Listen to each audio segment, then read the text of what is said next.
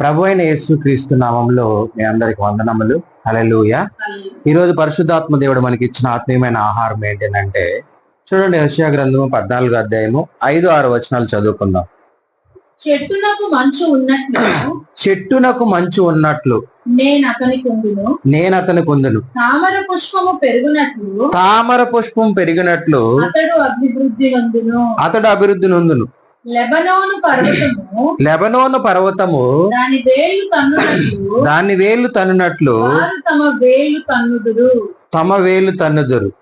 అతని కొమ్మలు విశాలముగా పెరుగును. ఒలీవ చెట్టునకు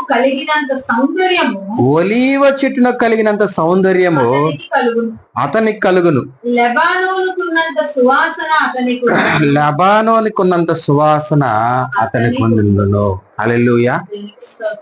దేవుడి వాక్కు ద్వారా మనందరితో మాట్లాడినాక ఆమేన్.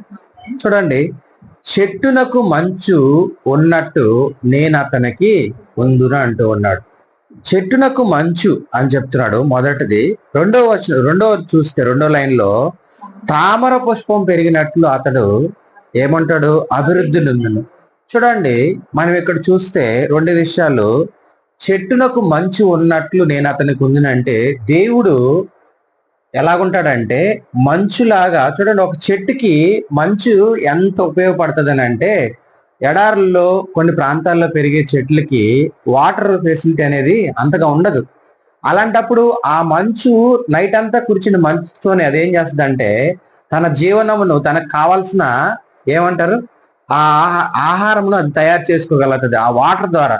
అదే విధంగా ఈరోజు మనకు దేవుడు చెప్తున్న మాట ఏంటంటే, చెట్టునకు మంచున్నట్లు నేను అతనికి తోడైందును అంటూ ఉన్నాడు.